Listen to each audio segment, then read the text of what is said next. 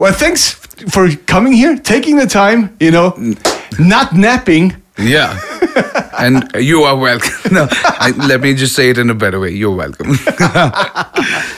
I was at the Summer Breeze Festival a couple of years ago. Oh, nice. And I thought I'm going to check out this band that's going to open up the main stage. Let's see if a couple of people are going to be there or not. Mm-hmm. And I went there and the fucking place was packed until the end. Nina was there too, I think. Oh, nice. And we were like, oh my God, what the hell is happening? Can you somehow, for all the wrong reasons, explain the hype and the success of Bloodywood? It's going to be very hard for me to explain that. Yeah. So, for example, again, we'll take Summer Breeze. We were having a bad day already because there was no clean clothes, at least for me, left to wear on stage. And someone from Summer Breeze just came up and said, hey, do you guys want t-shirts? And I was like, yes, please. They gave me the t-shirt. I wore the t-shirt on stage. The Summer Breeze artist shirt, right? Yeah, exactly. So exactly. That's why I wore it, because I just didn't have my kurtas clean. I just had the bottoms ready. I wore that and it was raining. So I was like, I don't want to take out my shoes because they were pretty expensive. And I was like, they're going to it'll be a hassle to clean them. So I just had my Crocs. I wore them. And that's how I performed the entire thing. And to this date, I get comments like, oh, you're the guy who sang with the Crocs. I was like, hey, I did singing. You could have said something good about that. By that time, we had a running joke in the band because wherever we went and we were opening the main stages. Yeah. So every time we performed, somebody from the festival would be like, oh, that's one of the biggest openings we've seen for a opener band, whatever. It was. Yeah. So we started making a joke amongst ourselves like, oh, should we say, are you ready for your biggest opening yet, whatever? And then we saw outside and it was just cloudy. I was like, yeah, nobody's going to be there. Like, it's going to rain. I wouldn't stand in the rain anyways. So, I mean, I can't expect that. And people just kept coming in, and I realized how many people, we were told like there were like some 30,000 people there for our set. And the only way I understood how like the scale of people there was, I saw this guy, like he looked very tiny, but he was wearing some orange jumper. So I could see an orange dot just like jumping with us. And I was like, wait a second, everyone is jumping right now at this point. Like, that video actually got viral in the Indian circles as well a little bit because it was just dust and just people bouncing. Summer Breeze was next level. But how come that you guys have, as an you were still underground, as an underground metal band, that you got this so successful? It was just by word of mouth, or was it promotion? Did everything come into the right place? How did this happen? I mean, if you ask me right now, we're nowhere near what we want to do in life. But one thing that has really worked for us is actually word of mouth. We did put music out on the internet, but we never had to go ahead and, run ads or just do campaigns around the songs because people would just share the fuck out of it, which even for us was surprising because like, hey, we're just a band from India, and we do have a lot of metal bands in India, but you don't get that much attention. And we wanted to focus more on the internet side of things because in India, the pool is very small when you're a metal band. If you're singing in Bollywood, you've gotten everything. But when you're doing metal, the pool is small. So we just had to like figure out how to increase the size of that pool and just take it to a global, audience rather than just focusing on the country itself. So that one thing that we did with when we used to do covers and all was to do one simple thing, that was to just have as many eyeballs as we can have. So when we finally put out our music, we'll have people. So that is one thing that we did by design. But apart from that, it was just people sharing the songs through and through. And I just feel like it's probably because they connect to be the lyrics or the emotions of the songs behind it. But that's what I can say. That is my best guess. Now you had your first record, your first real record out, Rock Shock. It was 3 years ago. Yes. Was Rock Shock the more difficult record to make, or it was New Delhi the more difficult record to make? Now that somewhat, you gain popularity and the pressure is somewhat on. Yeah. For me personally, it would be actually New Delhi rather than Rock Shock, because Rock Shock, we never wanted to put out an album. We just wanted to keep going ahead with singles because it was working. The first tour we did, again, sold out tour, just had 3 originals. After that, we started working on more to just make sure there is more quantity of the originals, but not to, how do I put it in the right way? Basically, we did not want the quality to go down, but we also were focusing on releasing more music. And COVID happened. Yeah. And we were supposed to go on a US tour. There was plannings, the math was mathing, everything was done. And right before we could announce, we had to just announce that we cannot do it anymore because of the restrictions on travel and everything. And when COVID happened, that's when we were like, you know what? Let's just put out an album. Because even our first tour, everyone was like, all the promoters and all were like, you were selling out shows. Yeah. You are garnering a lot of audiences and festivals. Think what you'll do with an album. And we were too hot-headed to be like, no, don't tell us how to work. We understand this business now. We are there. But then, we were like, let's listen to what people are saying. Yeah. They're professionals. They've just spent 30 years in the industry. So that's when we actually started writing Rakshak. But the 4 songs were already out. So we just had to create 6 songs and we literally had our entire lives to think about those songs. Yeah. After that, we just got so busy touring 22, 23 that we just had to be like, hey, we can't tour in 24. Yeah. Because we have to write an album. So New Delhi is actually written in 8 months to a year. I'd say if you take in mixing and mastering as well.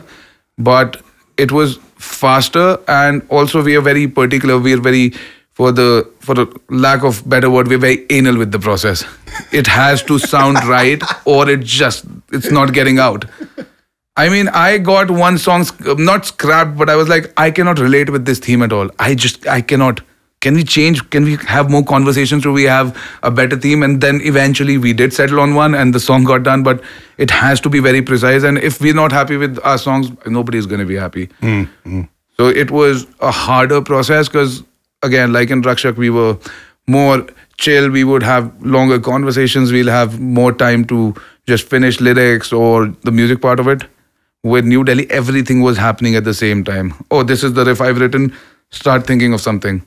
How did you come to the topic of New Delhi? The name New Delhi is actually from somebody who posted a story. I think it was Chicago. I was informed about the name. Rahul or Karan, somebody saw the story on Instagram. We played a show in Chicago and the person wrote New Delhi, like new metal, but New Delhi in the house. And we were like, hey, that's a good album name. And then the whole process trickled down to, because this album is not just talking about the familiar subjects that we've done with Rakshak, it's also a glimpse into the place where we come from. Yeah. And we are trying to, from our best, the best way we can, and unbiased, just a real picture of where we come from. And we want the world to understand it properly, especially with whatever is going around internet nowadays. Now, you guys not only write about, well, you write about where you come from, yep. but also you did a whole video about what you eat. Yeah. Which is actually really funny. I had to laugh about it. No, that is one song that I was very motivated about. I was like, hey, it's my favorite subject. We're going to talk about food. Let's go. And then I realized, hey, I am doing the Hindi part. It has to be a little bit more poetic. And I was like, what should I write about it? I can write an essay. I don't know how I can write a poem about it. But the reason we talked about it is, again, how Indian cuisine on its own is like an art form at this point. The spices have to, the blend of spices to how you add them, everything is an art form. And honestly, and every time we tour also, we miss home food a lot. So it was more like a love letter to all of it, like, hey, we miss this food. But there's other side to it as well. It's not just for Indian food. I mean, it is Indian food that we're talking about because that is from our perspective. Yeah. But the song largely talks about a home-cooked meal, that feeling of, completion when you have that, after having a long day and you just come back home and whoever your caregiver is, or if you cook for yourself, you just miss that meal sometimes. And anyone can relate to the song, basically. It doesn't have to be from India. Somebody in Stockholm who just, likes to eat whatever their mother cooks. It's everything. Anyone can relate to it. And that's what we are going for with it. But because it's from our perspective, we're speaking about Indian food. I lived a couple of years in the United States and I lived right next to a couple of Indian guys. It seemed to me there were like 6 or 7 of them. Yeah. Really nice guys. But they all could cook. Yeah. It almost seems like a stereotype that all you Indian guys can cook, actually. You are aware of that. Yeah, because we are true? very particular about what we eat. So when you grow up eating so many blends of, again, like I say, spices and all, and then you go outside or whatever, and you just cannot find that same taste, you just end up just, picking it up yourself that, hey, I will do it. And they'll probably call their mothers or someone, just understand the recipes and just cook. And that's what I also, like, we also do that. We tried it, but it gets a little tiring on the road. But we carry, like I told you, premixes of teas, some spices here and there that we can just put on it and, eat. So that's what we do. That's why everyone knows how to cook, I'd say. It's crazy. What's it like being a metal band in India when you start off? Is it more difficult, or is it easier now than it used to be? Probably. I guess in the 80s, you had even more problems to do that. I mean, now with the internet. Metal on its own is a expensive hobby, I'd say. Yeah. Because you need to, not for the vocalist, I swear. I have the greatest time because I don't have to spend anything. But like if you want to pick up guitars, bass, it's obviously an expensive hobby. Not everyone has access to good equipment and whatnot. Yeah. But if you see in terms of just how the ecosystem is built of the music industry in India, it's very hard for any metal band to just, break out and just be popular in there, because the amount of metalheads, I'd say, is very less in India. In comparison. The metal scene is tight-knit but small. I mean, everything is dominated by Bollywood. Everything. It has to, like, the music that goes around, it's probably in a movie. That's why it's so popular. Now, indie in general is rising in India. You've got a lot of hip-hop artists who are coming out that are not affiliated that much with Bollywood, or maybe they just did a song for a movie because they're popular. But those hip-hop is doing very well. Then you've got a lot of rock bands that are doing very well. A whole bunch of commercial scene is there where, bands just do their variations of whatever is going around with Bollywood. So all of that is increasing, but to fit metal into that mix is still very difficult. I mean, I remember a movie had like one metal track from a band, and people just, at least in the scene, were just talking about that. And the movie didn't even work. Like, it didn't work at all. But the song was talked about, yeah. In comparison to us here, how big and how successful are you in your home country? I'd say we are bigger on these areas, be it Europe or America, rather than how much we are in India. But even in India nowadays, because there is that validation now that we get. So, I mean, we do get the same respect, but people understand that for example, we played Lollapalooza. So we'll still be higher. There's a festival nowadays in India called Bandland. Avenged Sevenfold was headlining it, so we were right before them. So we get to be at those positions. But again, because genre is not accessible for everyone, that's why we do not get to be a part of some, I'd say, a festival that does not focus on metal. But as soon as there's someone who's focusing on metal or rock in general, we get called in. That's where we are the big guns. It's crazy. How do you feel being so, on your way on a global level? Do you get used to it? Do you still wipe your eyes and go like, oh man, this is like a dream come true? No, it's always a dream come true. It was always a dream come true. Even when we did the smallest 300 capacity room, it was a dream come true back then as well. Because at the end of the day, we have a bunch of guys who just want to play metal.